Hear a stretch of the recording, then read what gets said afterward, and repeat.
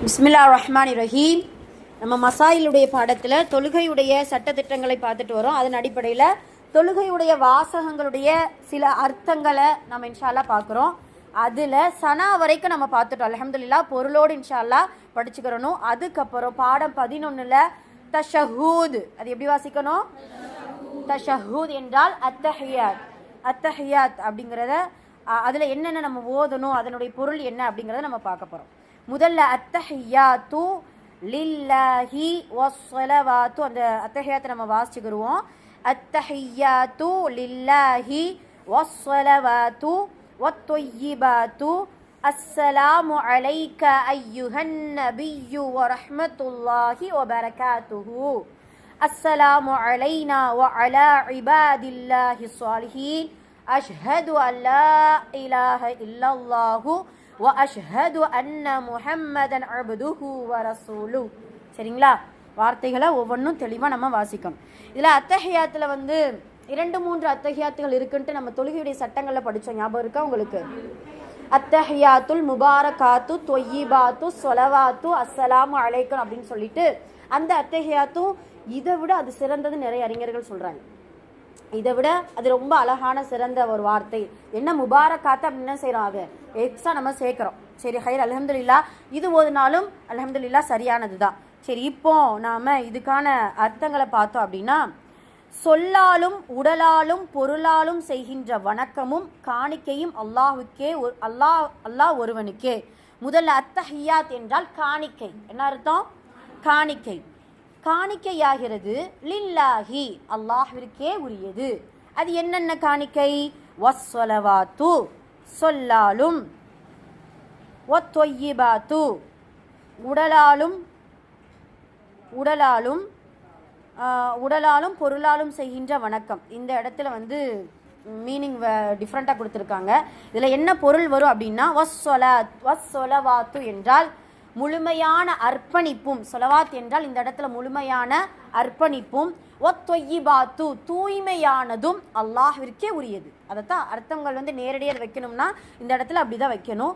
So ரெண்டுமே எல்லாம் ஒன்று தான். என்னன்னா இதை பிரித்து கொடுத்துருக்காங்க. உங்களுக்கு புரியுதா? சொல்லால் உடலால் பொருளால் செய்கின்ற அர்ப்பணிப்பான காணிக்கை அல்லாஹ்வுக்கு உரியது. நாம் என்ன வைக்கிறோம்? முழுமையான அர்ப்பணிப்பும். ஒத்தொய்யிபாத்து அப்படின்னா என்ன சொன்னோம்? தூய்மையானதும் அல்லாஹ்விற்கே உரியது. ஓகேங்களா? அது வரைக்கும் அத்தஹியாத்து லில்லாஹி வஸ்ஸலவாத்து வத்தொய்யிபாத்து. அத்தஹியாத்து காணிக்கையாகிறது, லில்லாஹி அல்லாஹ்விற்கே உரியது, வஸ்ஸலவாத்து மேலும் அர்ப்பணிப்புதலும், வத்தொய்யிபாத்து தூய்மையான அனைத்தும் அல்லாஹ்விற்கே உரியது. புரிஞ்சுச்சா? மறுபடியும் சொல்லணுமா?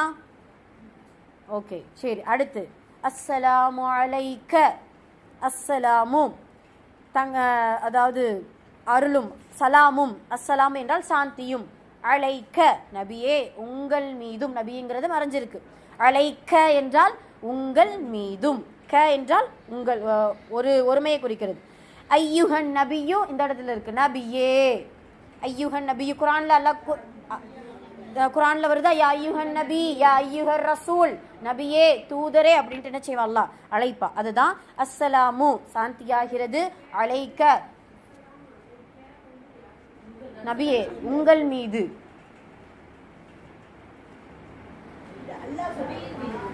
இது அல்லாஹ் சொல்லக்கூடியது. அல்லாஹ் நமக்கு ரசூல்லாவுக்கு கற்றுக் கொடுத்துருக்கா. ரசூல்லா நமக்கு கற்றுக் கொடுக்காங்க. நாம நபியை பார்த்து சொல்றோம், நபியே உங்கள் மீது அப்படின்ட்டு அல்லாஹ்விடத்துல துஆ செய்கிறோம். அவ்வளவுதான். சரிங்களா? அஸ்ஸலாமு அலைக்க ஐயுஹன் நபியு, நபியே உங்கள் மீது சலாமும், அதாவது சாந்தியும். ஓ ரஹ்மத்துல்லாஹி, அல்லாஹுடைய அருளும். ரஹ்மத் என்றால் அருள், ஈஸி, அது நமக்கு தெரியும். ரஹ்மத்துல்லாஹி என்றால் அல்லாஹுடைய அருளும். ஓ பரகாத்துஹு, ஹு என்றால் அவனுடைய. யாருடைய? அல்லாஹுடைய. பரக்கத் என்றால் பரக்கத், அபிவிருத்தியும் உண்டாவதாக. அபிவிருத்தியும் உண்டாவதாக. அழகான அர்த்தம். மறுபடியும் அஸ்ஸலாமு அலைனா, நம்மீதும், எல்லாரும் மீதும். அல்லாஹ் நமக்கு, நம்ம என்ன செய்யணும்? பொதுவாக துஆ செய்ய போகிறோம். நம்மீதும் சலாம். அஸ்ஸலாமு என்றால் சாந்தியும். வ அலா இபாதில்லாஹி ஸாலிஹீன், அல்லாஹுடைய அடியார்களான ஸாலிஹீன்கள், நல்லடியார்கள் மீதும் சலாம் உண்டாவதாக, சாந்தி உண்டாவதாக. மறுபடியும் சொல்லட்டா?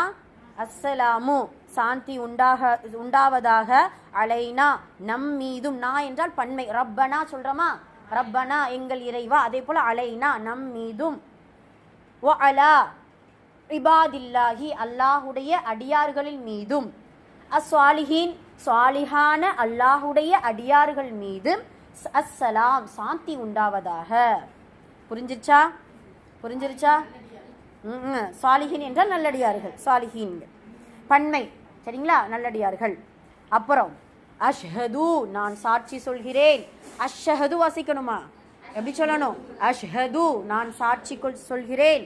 அல்லா இலாஹ இல்லல்லாஹ் அல்லாஹுவை தவிர இலாஹ் இல்லை, அல்லாஹுவை தவிர வணக்கத்திற்குரியவன் வேறு யாரும் இல்லை. மேலும் அஷ்ஹது நான் சாட்சி சொல்கிறேன், அன்ன நிச்சயமாக, முஹம்மதன் முஹம்மது ரசூல் ஸல்லல்லாஹு அலைஹி வஸல்லம் அவர்கள், அப்துஹு அவனுடைய அடியாராகவும், அப்துஹு என்றால் அவனுடைய, அப்து என்றால் அடியார், அடியாராகவும், மேலும் ரசூலுஹு அவனுடைய தூதராகவும் இருக்கிறார்கள் என்று நான். ஈஸியான அர்த்தம், சூப்பரா இருக்குல்ல?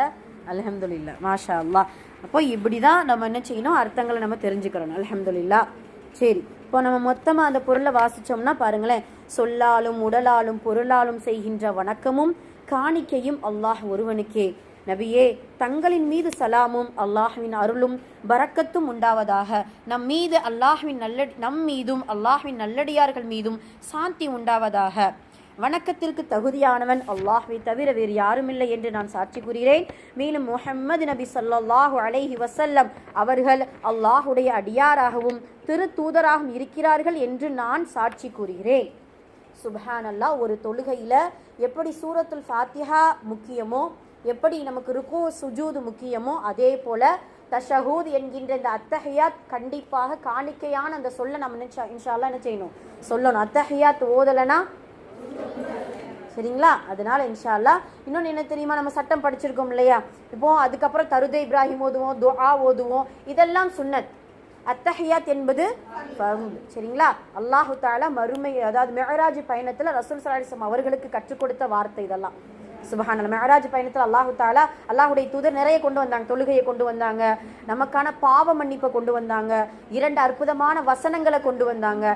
அதோடு இந்த அத்தஹியாத்தையும் அல்லாஹு தஆலா நபி ஸல்லல்லாஹு அலைஹி வஸல்லம் அவர்களுக்கு கற்றுக் கொடுத்திருக்கான். அழகான வார்த்தை. அதனால இன்ஷா அல்லாஹ் அந்த பக்ராவுடைய கடைசி 2 வசனம் அதுதான். ஆமா, அது அப்போ இதெல்லாம் பார்த்தீங்கன்னா சிறப்பானது. அப்போ இந்த தொழுகையில் இந்த அத்தஹியாத் ரொம்ப முக்கியமான ஒரு ஃபர்லான விஷயம். அதை நல்ல முறையில் பொருளுடன் இன்ஷா அல்லாஹ் ஓதணும். நம்ம நிறைய பேர் என்ன செய்வோம், கடகடன் ஓதுறோம், அதில் சில வார்த்தைகள் விடுபட்டு போயிடும். அத்தஹியாத்துல்லாஹி ஸலவாத்து வ தய்யிபாத்து அஸ்ஸலாமு அலைக்க யா நபி, இப்படி கடகடன் அடிச்சு விடுவோம். இன்ஷா அல்லாஹ் நீ கரெக்டாக புரிஞ்சு ஒவ்வொரு வார்த்தைக்குமான அந்த பொறுமையாக இன்ஷா அல்லாஹ் நம்ம என்ன செய்யணும், ஓதணும். சரிங்களா? ஒரு கட்டை வாசிப்போமா அத்தஹியாத்தை? வாசிங்க பார்க்கலாம். التحيات لله والصلوات والطيبات السلام عليك أيها النبي ورحمة الله وبركاته. السلام علينا وعلى عباد الله الصالحين. أشهد أن لا إله إلا الله وأشهد أن محمدا عبده ورسوله. மாஷா அல்லாஹ், சூப்பர். அதில் நிறைய பேருக்கு இந்த அலைக்கலையோ அலைனாவிலையோ ஒரு சில நேரம் குழப்பம். சின்ன பிள்ளைங்கள்லாம் பார்த்தீங்கன்னா எது அலைனா ஃபஸ்ட்டு சொல்லணுமா அலைக்க ஃபஸ்ட்டு சொல்லணுமான்ட்டு அப்படி குழப்பி இதாகும். நம்ம அர்த்தம் புரிஞ்சு சொன்னோம்னா கரெக்டாக இருக்கும். முதல்ல ரசூல நபியே உங்கள் மீது சலாம் உண்டாகட்டும், அதுக்கப்புறம் நம் மீதும் சாலிஹான நல்லடியார்கள் மீதும் அஸ்ஸலாம் சலாம் உண்டாகட்டும் அப்படின்னு சொல்கிறது தான். சரிங்களா? அல்ஹம்துலில்லாஹ். சரி, அதுக்கு அடுத்தது ஸலவாத், அதுக்கப்புறம் ஸலவாத். இதுதான் தருதே இப்ராஹிம் ஸலவாத். சரிங்களா?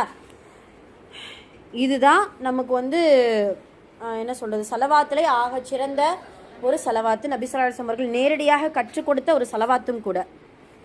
எப்படி சொல்லணும்? அல்லாஹும்ம ஸல்லி அலா முஹம்மதின் வ அலா ஆலி முஹம்மதின் கமா ஸல்லைத அலா இப்ராஹீம வ அலா ஆலி இப்ராஹீம இன்னக ஹமீதும் மஜீத்.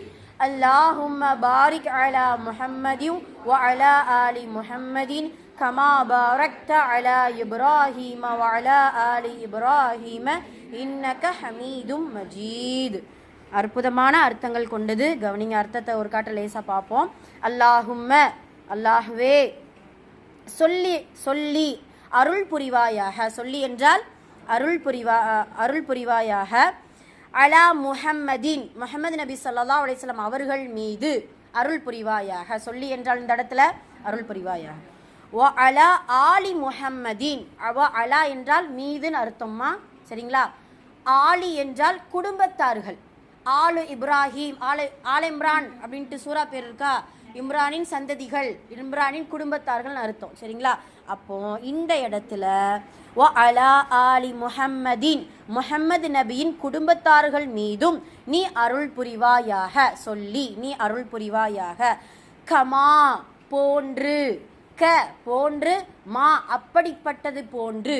ம என்றால் இந்த இடத்துல அப்படிப்பட்ட அப்படின்னு சொல்லிட்டு ஒரு சிஃபத்தை சொல்லக்கூடிய வார்த்தை இந்த மா, சரிங்களா? கமா எப்படிப்பட்டது? சொல்லைத்த நீ அருள் புரிந்தாய். த என்றால் நீ. அந்த படிச்சிருக்கோமா நம்ம? சொல்லைத்த நீ அருள் புரிந்தாய். புரிக்கீங்களா?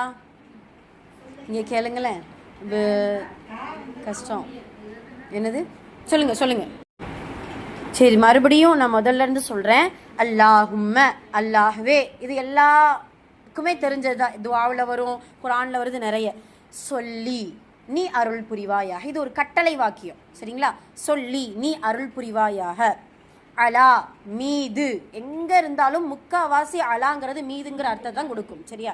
அலா முஹம்மதின், முஹம்மது நபியின் மீது, சரிங்களா? அப்படியே ஒவ்வொன்றா சேர்க்குறோம், பொருளை சேர்க்குறோம். முஹம்மது நபியின் மீது நீ அருள் புரிவாயாக யா அல்லாஹ். அதுக்கப்புறம் வ மேலும், வ என்றால் மேலும், அலா மீது, மறுபடியும் ஆலி குடும்பத்தார்கள். ஆலி என்றால் குடும்பத்தார்கள்.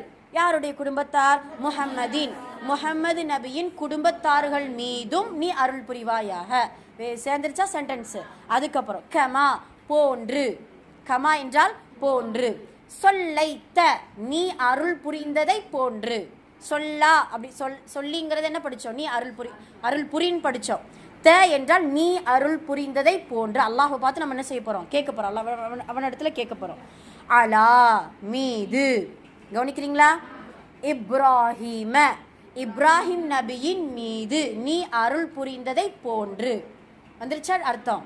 சரி, மறுபடியும் வ மேலும், அலா மீது, ஆலி குடும்பத்தார்கள், இப்ராஹிம், இப்ராஹிம் நபியின் குடும்பத்தார்கள் மீது நீ அருள் புரிந்தது போன்று. கடைசி வரைக்கும் அந்த அருள் புரிந்ததை விடாமல் நம்ம என்ன செய்யறோம்? சேர்க்கிறோம். இதுவரை முடிஞ்சிருச்சு ஒரு சென்டென்ஸ் ஃபுல்லாக. இன்னக்க, அல்லாஹ் நம்ம புகழ போகிறோம். நிச்சயமாக நீ, சரிங்களா? இன்னக்க ஹமீதுன், புகழுக்குரியவன். ஹமீது படிச்சிருக்கோமா? புகழுக்குரியவன். மஜீது, கண்ணியமிக்கவனாக இருக்கிறாய். முடிஞ்சு போச்சு, அவ்வளோதான். ஏதாவது புது வேர்டு இருக்கா? இல்லை, அதே தான் மறுபடியும் அப்படியே ரிப்பீட் ஆகுது பாருங்க. ஒரு வேர்டு மட்டும் வித்தியாசப்படும். அல்லாஹும்ம, அல்லாஹ்வே, பாரிக் நீ பரக்கத் செய்வாயாக. பரக்கத் அதுலேருந்து வரதா பாரிக். இது கட்டளை வாக்கியம். எப்படி சொல்லிங்கிறது கட்டளை வாக்கியமோ அதே போல் பாரிக் என்பது கட்டளை வாக்கியம். பாரிக் நீ அருள் புரிவாயாக. அலா முஹம்மதின் மீது நீ பரக்கச் செய்வாயாக, அருள் புரிவா, அதாவது பரக்கச் செய்வாயாக, சரியா? வ அலா மேலும், மீது, ஆலி முஹம்மதின் கமா பாரக்த நீ பரக்கச் செய்ததை போன்று. செய்வாயாக சொல்லக்கூடாது இந்த இடத்துல. நீ பரக்கச் செய்ததை போன்று. அலா இப்ராஹிம், இப்ராஹிம் நபியின் மீது பரக்கச் செய்ததை போன்று. வ அலா நீ, ஆலி குடும்பத்தார்கள், இப்ராஹிம், இப்ராஹிம் நபியின் குடும்பத்தார்கள் மீது நீ பரக்கச் செய்ததை போன்று. இன்னக ஹமீதும் மஜீத். முடிஞ்சு. ஏதாவது எழுதணுமா? இதில் எழுத வேணாம்ல. ஹமீது மஜீதை மட்டும் வேணா என்ன செஞ்சுக்கிறலாம், எழுதிக்கிறலாம். வருது இல்லை அண்ணன்? ஆமாம். அப்புறம் இதில் டிஃப்ரெண்ட் படுத்துறது என்னென்னா பாரிக் சொல்லைத்த பாரக்த, இது 2 தான் டிஃப்ரெண்ட் படுத்து. நீ அருள் புரி, நீ பறக்க செய். நீ அருள் புரிந்தது போன்று, நீ பறக்க செய்தது போன்று. அவ்வளோதான், ஈஸி. சரிங்களா? இதை நம்ம தொழுகையில் அந்த அர்த்தத்தை நினச்செல்லாம் ஓத மாட்டோம். இருந்தாலும் நம்ம என்ன செய்யணும், நம்ம இதுக்கு அர்த்தம் தெரியணும். இந்த சலவாத்தை நம்ம 1000 தடவை நம்ம ஓதிருப்போம். சுப்ஹானல்லாஹ், 1000 முறை ஓதிருப்போம். இதற்குள்ள இருக்கக்கூடிய அர்த்தம் என்ன அப்படின்னு சொல்லிட்டு ஆழமா சிந்திச்சதே கிடையாது. ரசூல்லாவோட இப்ராஹிம் நபி சிறந்தவங்களா அப்படின்னு சிந்திக்க தோணுது. பார்த்தீங்களா? இப்போ நபியின் மீதும், அதாவது இப்ராஹிம் நபியின் மீதும் இப்ராஹிம் நபியின் குடும்பத்தார்கள் மீதும் நீ அருள் புரிந்தது போன்று எங்கள் நபியின் மீதும் எங்களுடைய நபியின் குடும்பத்தார்கள் மீதும் நீ அருள் புரி. ஏன் அப்படின்னா, நபி ஸல்லல்லாஹு அலைஹி வஸல்லம் அவர்கள் வருவதற்கு முன்னால் இப்ராஹிம் நபி அல்லாஹ்விடத்தில் ஒரு கண்ணியமிக்க ஒரு சிறப்பான ஒரு நபியாக இருந்தாங்க, தோழர். அதனால் அல்லாஹு தாலா ஒப்பிட்டு என்ன செய்கிறான், சொல்கிறான். அதே போல் நபி ஸல்லல்லாஹு அலைஹி வஸல்லம் அவர்களை எப்படி இந்த உலகம் இருக்கிற வரைக்கும், உலகத்தில் இருக்கக்கூடிய மனிதர்கள் வஃபாத்தாகிற வரைக்கும் மறக்க முடியாதோ, அதே போல் இப்ராஹிம் நபிய தியாகத்தை யாராலும் மறக்க கூடாதுங்கிறதுக்காக அல்லாஹு தாலா இந்த அத்தஹியாத்தில் சேர்த்து கொடுக்குற, இந்த தருது இப்ராஹிம்ல நமக்கு சேர்த்து கொடுக்குறான். சரிங்களா? அல்ஹம்துலில்லாஹ். ஓகே, இது எல்லாருக்குமே தெரியும், இந்த அரபுல தெரியும், தமிழில் பொருளை முழுக்க நம்ம என்ன செஞ்சுருக்கணும், படிச்சிருக்கணும், தெரிஞ்சிருக்கணும் இன்ஷா அல்லாஹ். ஓகேங்களா? அவ்வளோதான்.